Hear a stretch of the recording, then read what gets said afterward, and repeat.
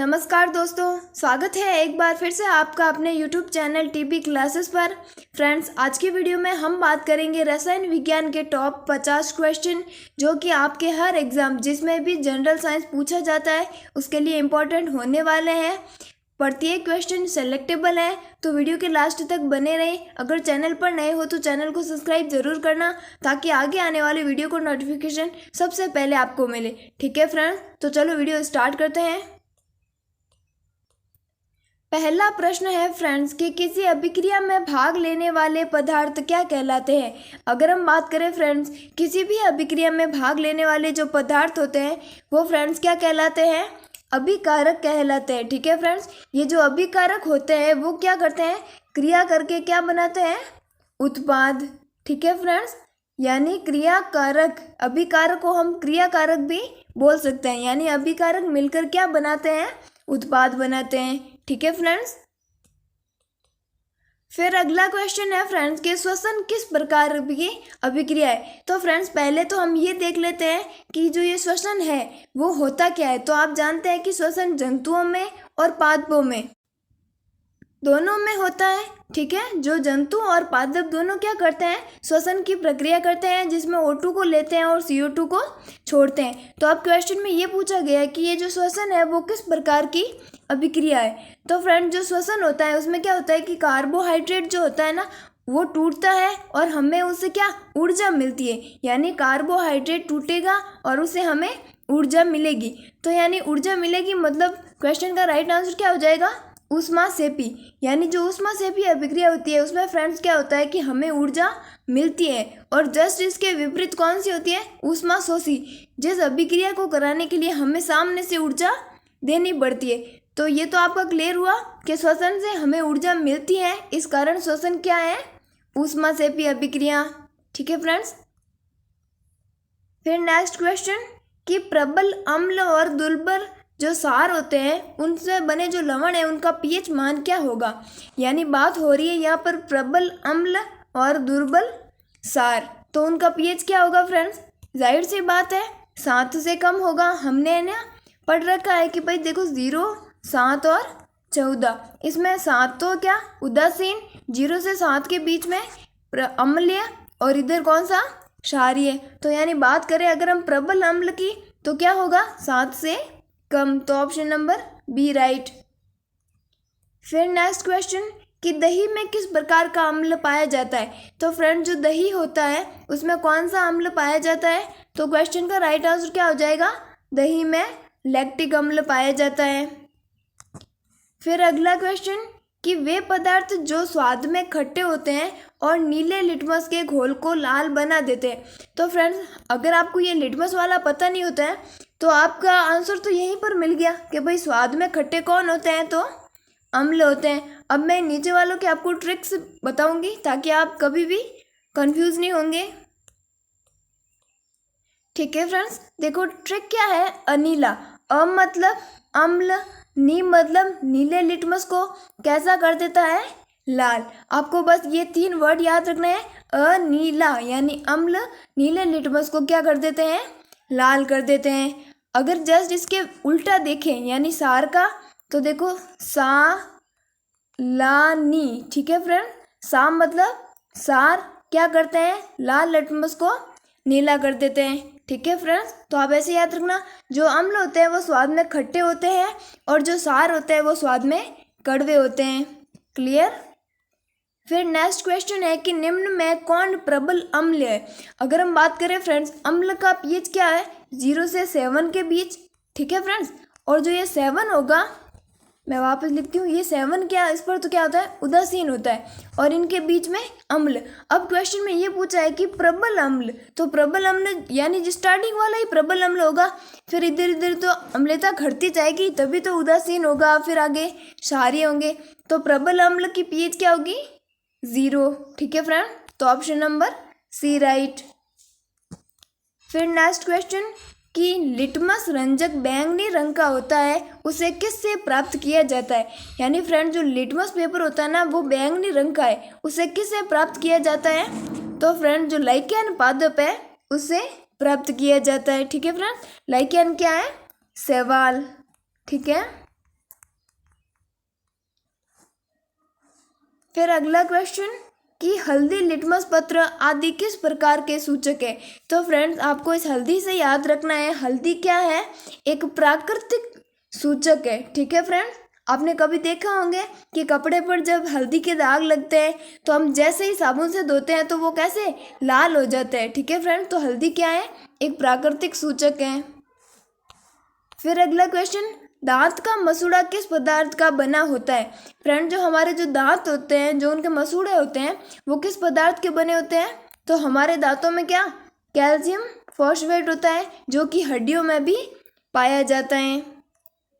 फिर next question, इमली में कौन सा अम्ल पाया जाता है। फ्रेंड्स, इमली खट्टी होती है, इसका मतलब उसमें कोई न कोई अम्ल तो पाया जाता है। तो कौन सा अम्ल, तो ऑप्शन नंबर बी राइट है। कौन सा, टार्टरिक अम्ल इमली में पाया जाता है। फिर है नेक्स्ट क्वेश्चन कि उपचयन व अपचयन अभिक्रिया किसे बोलते हैं। तो फ्रेंड्स पहले तो आप ये देख लो कि उपचयन किसे बोलते हैं और अपचयन किसे बोलते हैं। उपचयन मीन्स के ऑक्सीकरण, अपचयन मतलब रेडक्शन, यानी ऑक्सीडेशन प्लस रेडक्शन दोनों को सम्मिलित रूप से क्या बोलेंगे, रेडॉक्स अभिक्रिया। ठीक है फ्रेंड्स, ऑप्शन नंबर बी। अब बात करें ऑक्सीकरण में क्या होता है। फ्रेंड्स, ऑक्सीकरण में O2 जुड़ती है और हाइड्रोजन बाहर निकलती है, और अपचयन में क्या होता है, हाइड्रोजन जुड़ती है और O2 बाहर निकलती है। जब ऑक्सीकरण और अपचयन प्रक्रिया दोनों साथ साथ होती है तो उसे क्या बोलते हैं, रेडॉक्स अभिक्रिया। ठीक है। फिर नेक्स्ट क्वेश्चन कि सूर्य प्रकाश की उपस्थिति में पौधे CO2 और जल से अपना भोजन कौन सा, ग्लूकोज, यानी जिसका फॉर्मूला क्या होता है फ्रेंड, C6H12O6, उससे क्या करते हैं, अपना भोजन बनाते हैं। तो ये किस प्रकार की क्रिया है। तो फ्रेंड्स आप क्या याद रखना कि जो पौधे प्रकाश संश्लेषण करते हैं वो कैसी, प्रकाश रासायनिक अभिक्रिया है। ठीक है फ्रेंड्स, ये बहुत ही ज़्यादा इम्पोर्टेंट है, तो आप इसको थोड़ा ध्यान से पढ़ना। फिर अगला क्वेश्चन, अंगूर का किण्वन। फ्रेंड्स आप जानते हो जो अंगूर होता है ना, उसका किण्वन कराया जाता है, तो वो एक किस प्रकार की रासायनिक परिवर्तन है, यानी वापस अंगूर का हम किण्वन एक बार हो गया तो उसे हम परिवर्तित नहीं कर सकते। फिर नेक्स्ट क्वेश्चन, सिरके में कौन सा अम्ल पाया जाता है। अगर हम बात करें फ्रेंड, जो सिरका होता है उसमें कौन सा एसिटिक अम्ल पाया जाता है। अगर एसिटिक अम्ल के आप फॉर्मूले की बात करो तो CH3COOH। ठीक है फ्रेंड्स। फिर नेक्स्ट क्वेश्चन, मधुमक्खी के डंक मारने पर किस पदार्थ से उपचार करना लाभकारी होता है। फ्रेंड्स मान लो आपको कभी मधुमक्खी काट जाए ना, तो उस स्थान पर क्या, बेकिंग सोडा, जिसे हम कौन सा, खाने वाला सोडा भी बोलते हैं, जो कि हर घर में मिल जाएगा। ठीक है फ्रेंड्स, तो जो बेकिंग सोडा होता है उसका उपयोग मधुमक्खी के डंक मारने पर किया जाता है। अगर इसके फॉर्मूले की बात करें तो फ्रेंड, सोडियम बाइकार्बोनेट यानी NaHCO3। ठीक है, और इसी के जैसा एक और फॉर्मूला होता है Na2CO3, उसे क्या बोलते हैं, धावन सोडा, जिसे क्या, ये तो है सोडियम कार्बोनेट, ये है सोडियम बाइकार्बोनेट। फिर नेक्स्ट क्वेश्चन, मुंह साफ करने के लिए किस प्रकार के मंजन का व्यवहार करना चाहिए जिससे दंत से रोग रोका जा सके। तो फ्रेंड्स जो कोलगेट होती है ना, वो क्या होती है, एक क्षारीय दंत मंजन होता है, या फिर उसी का प्रयोग किया जाता है। फ्रेंड्स अगर हम अम्ल की करेंगे तो हमारे दांतों का कैल्शियम फॉस्फेट तो वैसे ही दंत से हो रहा है और फिर ज़्यादा हो जाएगा, तो हमें किस प्रकार का टूथपेस्ट यूज करना चाहिए, क्षारीय दंत मंजन। फिर नेक्स्ट क्वेश्चन, निम्न में से कौन अधातु विद्युत का सुचालक है। अगर हम बात करें फ्रेंड्स, देखो धातुएं तो क्या होती है, विद्युत की सुचालक होती है, लेकिन एक ऐसी अधातु जो विद्युत की सुचालक है वो कौन सी है फ्रेंड्स, ग्रेफाइट। ठीक है, जिसका यूज कहाँ पर, पेंसिल वगैरह बनाने में किया जाता है। फिर नेक्स्ट क्वेश्चन है कि निम्न में से किस धातु को चाकू की सहायता से भी काटा जा सकता है। तो ये तो आपने पढ़ रखा होगा फ्रेंड्स कि जो सोडियम धातु होती है वो इतनी मुलायम होती है कि उसे हम क्या, चाकू से भी काट सकते हैं। ठीक है फ्रेंड्स। फिर नेक्स्ट क्वेश्चन, जस्ते के अयस्क है, यानी फ्रेंड जो जस्ता होता है जिसे हम क्या, जिसका प्रतीक चिन्ह है Zn। ठीक है फ्रेंड्स, और अगर हम परमाणु क्रमांक की बात करें तो 30। अब बात करें कि जिंक का अयस्क क्या है, तो फ्रेंड जिंक का एक बहुत ही इंपॉर्टेंट अयस्क है जिंक ब्लेड। ठीक है फ्रेंड्स, जिसका सूत्र क्या है, ZnS। ठीक है। फिर अगला क्वेश्चन कि कौन सी धातु जल में डालने पर तैरने लगती है। तो फ्रेंड्स इन सब में से जो कैल्शियम धातु होती है वो जल में डालने पर तैरती है। उसका कारण क्या होता है फ्रेंड्स कि जैसे ही जो धातु होती है यानी जो कैल्शियम होती है वो जल के साथ क्रिया करती है तो जो हाइड्रोजन होता है ना जल में, आप जानते हो कि जल किससे बनता है, हाइड्रोजन प्लस ऑक्सीजन से।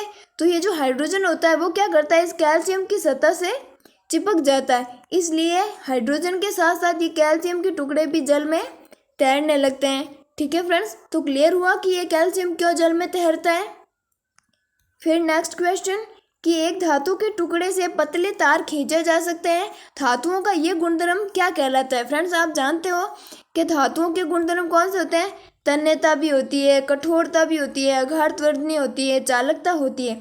तो अब हम अगर बात करें कि भाई ये जो धातु के टुकड़े होते हैं उनसे क्या होता है, लंबे लंबे तार खींच सकते हैं, तो ये गुण कौन सा होता है, तन्यता का। और सबसे तन्य धातु की अगर हम बात करें कि मतलब इससे सबसे ज़्यादा तार निकाले जा सकते हैं, वो कौन सी होती है फ्रेंड्स, गोल्ड, सोना, जो कि बहुत ही महंगी है। ठीक है फ्रेंड्स, हम ये नेक्स्ट गुणों की भी बात कर लेते हैं कि कठोरता मतलब जो धातु होती है वो कठोर होती है, और आघातवर्धनीयता मतलब जो होती है ना धातु को जैसे ही हम पीटते हैं तो उसे आवाज़ निकलती है।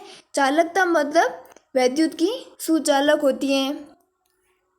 फिर नेक्स्ट क्वेश्चन, निम्न में से कौन सी अधातु चमकीली है। फ्रेंड्स है तो अधातु लेकिन फिर भी ये क्या है, चमकीली है। तो क्वेश्चन का राइट आंसर क्या हो जाएगा, ब्रोमीन। ये जो ब्रोमीन अधातु है वो कैसी, चमकीली है। ठीक है।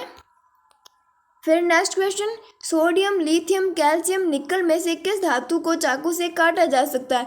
क्वेश्चन रिपीटेड है, अभी बताया कि जो सोडियम होती है वो इतनी मुलायम होती है कि उसे चाकू से भी काट सकते हैं। फिर अगला क्वेश्चन देखेंगे कि आभूषण बनाने वाला जो सोना होता है वो कितने कैरेट का होता है। फ्रेंड्स आप हमेशा याद रखना कि जो प्योर गोल्ड होगा ना वो कितना होता है, 24 कैरेट। लेकिन आभूषण बनाना है तो जो प्योर गोल्ड होता है वो इतना मुलायम होता है कि उसे आभूषण नहीं बनाए जा सकते। उसके लिए क्या करते हैं, उसमें किसी अन्य धातु को मिलाया जाता है। तो अन्य धातु मिलाने पर वो कितने कैरेट रह जाता है, 22 कैरेट का, यानी 2 कैरेट कम हो जाता है। ठीक है, तो प्योर कितना, 24 कैरेट, और आभूषण बनाने में हमेशा याद रखना 22 कैरेट। ठीक है फ्रेंड्स। फिर अगला क्वेश्चन, सिल्वर और कॉपर क्या है। अगर हम बात करें फ्रेंड सिल्वर के प्रतीक चिन्ह की तो क्या, Ag, और कॉपर का Cu। ठीक है फ्रेंड्स, और ये क्या है, दोनों धातुएं हैं, और धातुएं क्या होती है, सुचालक होती है। ठीक है, तो सबसे अच्छे सुचालक है। ठीक है। फिर अगला, कौन सी धातु द्रव अवस्था में पाई जाती है। फ्रेंड्स एक ऐसी धातु जो कमरे के तापमान पर द्रव अवस्था में पाई जाती है। तो आप देखो लोहा द्रव में होता है, बिल्कुल नहीं, चांदी भी नहीं, तो पीछे कौन सा ऑप्शन है, मरकरी, जिसका प्रतीक चिन्ह क्या है फ्रेंड्स, Hg। ठीक है। फिर नेक्स्ट क्वेश्चन, निम्न में से किस धातु को कैरोसिन में डुबा कर रखते हैं। अगर हम बात करें एक ऐसी धातु जिसे कैरोसिन में डुबा कर रखते हैं तो वो कौन सी होती है फ्रेंड्स, तो क्वेश्चन का राइट आंसर हो जाएगा सोडियम। क्योंकि फ्रेंड्स ये जो सोडियम होता है वो इतना मतलब प्योर सोडियम, ठीक है, इतना क्रियाशील होता है कि ये क्या हवा या फिर जल के साथ क्रिया करके क्या आग पकड़ लेता है। तो इसलिए इसे किस में, कैरोसिन में डुबा कर रखते हैं। फिर नेक्स्ट क्वेश्चन, निम्न में से कौन सी अधातु पानी में डुबा कर रखी जाती है। यानी एक ऐसी अधातु है जिसे कहाँ पर, पानी में डुबा कर रखा जाता है। तो क्वेश्चन का राइट आंसर क्या हो जाएगा, श्वेत फॉस्फोरस। ठीक है, और फॉस्फोरस का जो मतलब प्रतीक है वो क्या होता है फ्रेंड्स, P। फिर अगला, निम्न में से कौन सी धातु तार के रूप में उपलब्ध होती है। तो फ्रेंड्स आप तार से ऐसे ही देख लो कि तार के रूप में हम किसका यूज करते हैं सबसे ज़्यादा, कॉपर यानी तांबे का। ठीक है, तो ऑप्शन नंबर C राइट। फिर नेक्स्ट क्वेश्चन, भूपर्पट्टी पर स्वतंत्र अवस्था में पाई जाने वाली धातुओं में, यानी इन चारों में से कौन सी धातु है जो कि स्वतंत्र अवस्था में पाई जाती है। तो क्वेश्चन का राइट आंसर हो जाएगा फ्रेंड्स ये जो Ag है जिसे हम क्या बोलते हैं, सिल्वर भी बोलते हैं, वो क्या स्वतंत्र अवस्था में पाई जाती है। फिर नेक्स्ट क्वेश्चन, निम्न में से कौन अधातु है। अगर हम बात करें फ्रेंड्स ये जो 4 ऑप्शन है इनमें से अधातु कौन सी है, तो फ्रेंड्स कोबाल्ट धातु है जिसे हम किससे, CO से लिखते हैं। लोहा भी धातु है जिसे हम किसे Fe यानी आयरन से, सोना भी किसे Au यानी गोल्ड। ठीक है फ्रेंड्स, तो इनमें से कौन सी अधातु हुई? तो जाहिर सी बात है पीछे बची कौन? हाइड्रोजन। हाइड्रोजन क्या है फ्रेंड्स? एक अधातु है जिसे किससे लिखते हैं हम? H से। क्लियर? फिर नेक्स्ट क्वेश्चन, तांबा एवं टिन के मिश्र धातु को क्या बोलते हैं? फ्रेंड्स आप देखो, तांबा मतलब कॉपर यानी Cu, टिन मतलब Zn। तो फ्रेंड्स इन दोनों को जब अगर हम मिला देते हैं तो कौन सी मिश्र धातु प्राप्त होती है? तो राइट आंसर हो जाएगा कांसा। ठीक है फ्रेंड्स, ये कांसा किससे बना होता है? तांबे प्लस टिन से। फिर नेक्स्ट क्वेश्चन कि कार्बन का कौन सा अपरूप सबसे ज़्यादा कठोर होता है? तो पहले तो आप ये देख लो कि जो कार्बन होता है उसका प्रतीक क्या होता है? C, जिसके मतलब परमाणु क्रमांक की बात करें तो 6 नंबर पर आता है। संयोजकता कितनी होती है? +4 और -4। ठीक है, ये तो हमने कार्बन का देखा। अब हम पढ़ेंगे कि कार्बन के अपरूप यानी 3 होते हैं। कौन सा? ग्रेफाइट, दूसरा हीरा, तीसरा फुलरेन। ठीक है, अब अगर पूछे जाए कि 3 अपरूपों में से सबसे ज़्यादा जो कठोर है वो कौन सा होता है फ्रेंड? तो सबसे ज़्यादा कठोर कौन सा है? हीरा, जिसे क्या बोलते हैं? डायमंड। ठीक है, फिर अगला क्वेश्चन, कॉपर को वायु में जलाने पर कौन सा यौगिक बनता है? आपको देखो फ्रेंड्स, कभी कभी ऐसे याद नहीं आए ना तो आपको क्या करना है, जैसे अब कॉपर को क्या बोलेंगे? Cu बोलेंगे। अब वायु है, इसका मतलब जलने में कौन सी गैस होती है? O2। तो यानी Cu + O2 को अगर हम क्रिया करवाएंगे तो जाहिर सी बात है ऑक्सीजन जुड़ेगी तो क्या बनेगा? ऑक्साइड बनेगा। और ऑक्साइड का मतलब एक ही ऑप्शन है इसमें, कॉपर ऑक्साइड। ठीक है, आपको मतलब हर चीज़ रटनी नहीं है, कुछ रिलेट करके आंसर निकालना है। ठीक है, तो राइट आंसर क्या हो जाएगा? Copper oxide. फिर नेक्स्ट क्वेश्चन, सिलिका क्या है? अगर हम बात करें फ्रेंड, जो सिलिका होती है वो क्या है? तो राइट आंसर हो जाएगा सिलिका क्या है? एक उपधातु है। ठीक है, फिर नेक्स्ट क्वेश्चन कि धातुओं को पीटकर पत्थर बनाना आसान है, यह धातु का किस गुणधर्म को बताता है? यानी मतलब जो धातुएं होती हैं उन्हें पीटकर हम, ये जो पत्थर नहीं है फ्रेंड्स, ये परत है।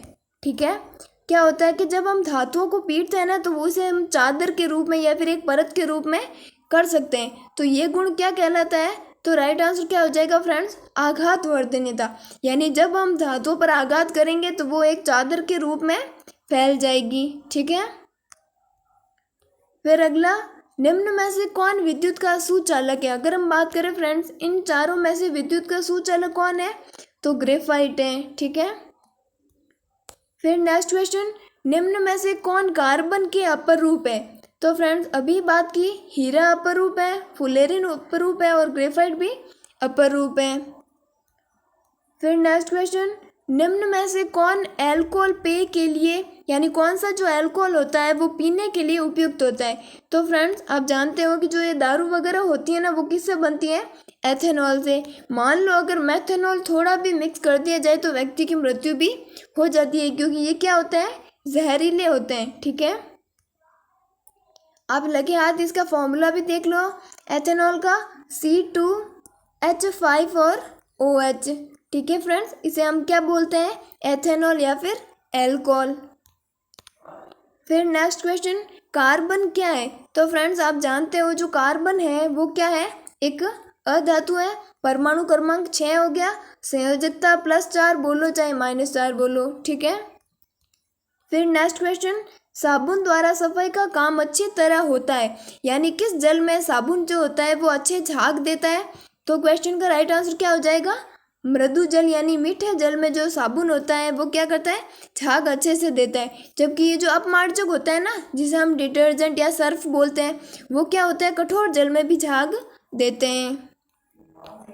फिर अगला, पेंसिल बनाने में कार्बन के किस अपरूप का उपयोग किया जाता है? तो थोड़ी देर पहले मैंने आपको बताया कि जो ग्रेफाइट होता है विद्युत का सुचालक होता है, उसका प्रयोग किसमें? पेंसिल बनाने में होता है। फिर अगला, रबड़ किसका बहुलक है? तो फ्रेंड जो ये रबड़ होता है वो किसका? आइसोप्रीन का बहुलक होता है, जो कि सल्फर बंधों से जुड़कर, ठीक है, सल्फर मतलब 16, प्रतीक चिन्ह कितना है? S, जो कि सल्फर बंधों से जुड़कर रबड़ बनाई जाती है। फिर नेक्स्ट क्वेश्चन, तेल से लगा हुआ कागज होता है, यानी फ्रेंड्स मान लो कोई कागज है, उस पर हमने क्या किया, तेल गिरा दिया, ठीक है, ये तेल की बूंदें हैं, तो फ्रेंड्स जो वो कागज होगा वो क्या हो जाएगा, अपारदर्शक हो जाएगा, यानी हम उसके फिर ना आर पार नहीं देख पाएंगे, ठीक है। तो राइट आंसर क्या हो जाएगा, अपारदर्शक। फिर नेक्स्ट क्वेश्चन, एक ही प्रकार के परमाणुओं से मिलकर बना पदार्थ क्या कहलाता है। तो फ्रेंड्स जो ये परमाणु होता है वो सबसे छोटी इकाई होती है, परमाणु से क्या बनते हैं, अणु बनते हैं, ठीक है। तो अब क्वेश्चन में ये बोला गया है कि परमाणुओं से मिलकर बना पदार्थ, यानी एक ही प्रकार के परमाणु जिसमें सभी एक प्रकार के परमाणु होते हैं, वो उससे बनकर जो पदार्थ बनता है वो उसे क्या कहते हैं। तो ऑप्शन नंबर डी राइट, तत्व। यानी अगर हमसे कभी कोई पूछ ले कि भाई तत्व क्या होते हैं, तो हम एक ही लाइन में बोल सकते हैं कि जिसमें एक ही प्रकार के परमाणु उपस्थित हो वो क्या कहलाते हैं, तत्व। फिर हम आगे वाले क्वेश्चन में हम यौगिक की परिभाषा भी देख लेंगे और मिश्रण की परिभाषा भी देख लेंगे। और द्रव तो आप जानते ही हो, लिक्विड। फिर अगला क्वेश्चन कि दो या दो से अधिक तत्वों के मात्रा के विचार से एक निश्चित अनुपात में, फ्रेंड्स होता क्या है कि परमाणु से मिलकर क्या बना, तत्व बना। अब ये है कि हम क्या करेंगे, तत्व लेंगे। अगर हम तत्व को एक निश्चित अनुपात में लेते हैं, यानी 2:1 ले लो, 3:1 ले लो, यानी इनका कोई निश्चित अनुपात होना चाहिए, तो वो निश्चित अनुपात होगा तो क्या बनेंगे, यौगिक बनेंगे, ठीक है फ्रेंड्स। फिर नेक्स्ट क्वेश्चन देख लो आप कि जब दो या दो से अधिक पदार्थों या फिर तत्वों को किसी भी अनुपात में मिला दिया जाए, पहले तो हम क्या कर रहे थे, एक निश्चित अनुपात में मिला रहे थे, तब तो क्या बना, यौगिक। अब है कि किसी भी अनुपात में मिला दो, आपको कोई भी मतलब बाध्यता नहीं है कि आप इतना ही अनुपात लो, तो उससे क्या बनता है, मिश्रण बनता है, ठीक है फ्रेंड्स। तो क्लियर हुआ कि जब एक ही प्रकार के परमाणु उपस्थित होता है तो क्या बनता है, तत्व बनता है। जब तत्वों को निश्चित अनुपात में मिलाते हैं तो यौगिक बनता है, जब तत्वों को किसी भी अनुपात में मिलाते हैं तो क्या बनता है, मिश्रण बनता है। फ्रेंड्स आपको कंफ्यूज नहीं होना है, एक दो बार आप देखो, खुद आपको याद हो जाएगा। फिर एक ऐसा तत्व जिसमें धातु और अधातु, तो पहले तो आप ये भी क्लियर कर लो कि जब देखो धातु और धातु को मिलाया जाता है तो क्या बनती है, मिश्र धातु। अब बोला गया है कि धातु को और अधातु को दोनों को मिक्स करोगे तो क्या बनेगी, उपधातु, ठीक है फ्रेंड्स। फिर नेक्स्ट क्वेश्चन, निम्नलिखित में से किस पदार्थ में ऑक्सीजन नहीं है, यानी एक ऐसा पदार्थ जिसमें ऑक्सीजन नहीं है। तो फ्रेंड्स जाहिर सी बात है, जो मिट्टी का तेल होता है जिसे हम केरोसिन बोलते हैं, उसमें ऑक्सीजन नहीं होती है। आप ऐसे कैसे याद रखोगे, मतलब थोड़ी सोचने की क्षमता होनी चाहिए कि हमने क्या बोला कि भाई जो सोडियम होती है वो बहुत ही क्रियाशील होती है, यानी क्या करती है, जल से और ऑक्सीजन से क्रिया करके आग पकड़ लेती है। तो इस सोडियम को हम क्या करते हैं, केरोसिन में रखते हैं। तो अगर भाई केरोसिन में ऑक्सीजन होगी तो हम सोडियम को उसमें क्यों रखेंगे, मतलब सोचने की बात है ना, ठीक है। तो हमें आंसर ऐसे निकालना है कि किस पदार्थ में ऑक्सीजन नहीं है, यानी मिट्टी के तेल में। फिर नेक्स्ट क्वेश्चन कि वायु क्या है। अगर हम बात करें फ्रेंड, जो वायु होती है, जो हमारी हवा है, वो क्या है, एक मिश्रण है। अब मिश्रण क्यों है, क्योंकि फ्रेंड्स यानी जो वायु में जो गैसें होती हैं उनका कोई निश्चित अनुपात नहीं होता है। जैसे कि N2 कितनी होती है, 78%, O2 कितनी होती है, 21, CO2 होती है 0.03%, ठीक है। तो इसमें क्या होता है कि कोई निश्चित अनुपात नहीं होता है। और मिश्रण का मतलब जो परिभाषा थी वही क्या थी कि जब तत्वों को बिना किसी अनुपात के मिला दिया जाए तो क्या बनता है, मिश्रण। तो आप हमेशा याद रखना कि वायु क्या है, एक मिश्रण है। फिर आज का हमारा लास्ट क्वेश्चन है, क्या है फ्रेंड्स, कि स्टेनलेस स्टील क्या है। अगर हम बात करें फ्रेंड, जो स्टेनलेस स्टील है वो भी क्या है, एक प्रकार का मिश्रण है, क्योंकि उसमें अनेक पदार्थों को मिलाकर इसे बनाया जाता है। फ्रेंड्स तो आज हमने देख लिए केमिस्ट्री के टॉप 50 क्वेश्चन। ऐसे ही अगर आपको वीडियो और चाहिए, जैसे कि फिजिक्स के या फिर बायोलॉजी, जीके, कैसे भी, तो आप हमें कमेंट बॉक्स में ज़रूर बताना, ताकि हम आपके लिए और ऐसे वीडियो बना सकें, ठीक है friends. Thank you, thanks for watching this video.